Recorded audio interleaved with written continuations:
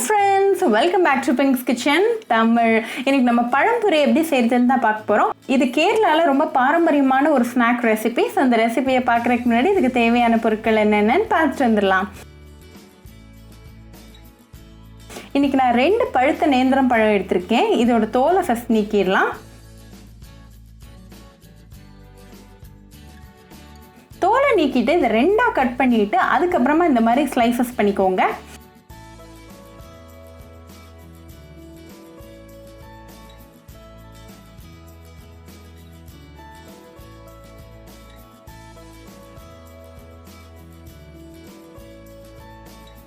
இதே மாதிரி 2 பழத்தையும் கட் பண்ணி ரெடியாக எடுத்து வச்சிடலாம்.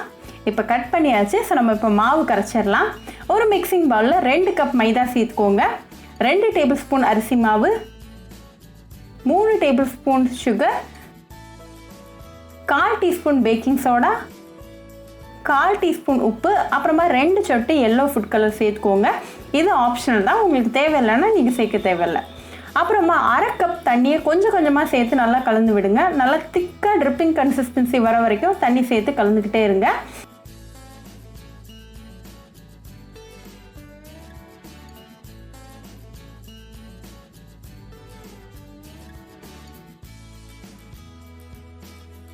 இப்போ நமக்கு பர்ஃபெக்டான கன்சிஸ்டன்சி இருக்குது. இப்போ பழத்துலேருந்து ஒரு ஸ்லைஸ் இதில் போட்டுட்டு நல்லா அந்த மாவில் கோட் பண்ணிடுங்க. இதை கோட் பண்ணிவிட்டு இதை டைரெக்டாக நல்லா சூடான எண்ணெயில் உள்ள சேர்த்துடலாம். ஃப்ளேமை வந்து மீடியமில் வச்சு நல்லா ஃப்ரை பண்ணுங்கள். ஒரு நேரத்தில் 2லேருந்து 3 ஸ்லைஸ் மட்டும் சேர்த்துக்கோங்க, ரொம்ப ஒரே நேரம் சேர்த்துறாதீங்க. இது ஒரு 2 மினிட்ஸ் நல்லா ஃப்ரை ஆகட்டும். இப்போ 2 மினிட்ஸ் ஆயாச்சு. ஸோ அடுத்த சைட் திருப்பி போட்டு அகெயின் ஒரு 2 மினிட்ஸ் ஃப்ரை பண்ணுங்கள். இப்போ 2 சைடும் நல்லா கிறிஸ்பியாக கோல்டன் ப்ரௌனாக வந்திருக்கு. ஸோ நம்ம ரிமூவ் பண்ணிடலாம். இதை நீங்கள் நல்லா சூடாக ஒரு கப் ஆஃப் டீ கூட சர்வ் பண்ணி உங்கள் ஃபேமிலி அண்ட் ஃப்ரெண்ட்ஸ் கூட என்ஜாய் பண்ணுங்கள். ரொம்பவே ஈஸி, குவிக் அண்ட் டெலிஷியஸான ரெசிபி. ஸோ கண்டிப்பாக அந்த பழம்புரி ரெசிபி உங்கள் வீட்டில் ட்ரை பண்ணி பாருங்கள். ட்ரை பண்ணிவிட்டு எப்படி இருந்துச்சுன்னு எனக்கு கமெண்ட்ஸில் சொல்லுங்கள். இன்னொரு சூப்பரான ரெசிபியோட உங்களை வந்து பார்க்குற வரைக்கும் பாய் ஃப்ரெண்ட்ஸ். உங்களுக்கு இந்த வீடியோ பிடிச்சிருந்தா பிங்க்ஸ் கிச்சன் தமிழுக்கு லைக் பண்ணுங்கள், ஷேர் பண்ணுங்கள், கமெண்ட் பண்ணுங்கள் அண்ட் மறக்காமல் சப்ஸ்கிரைப் பண்ணுங்கள்.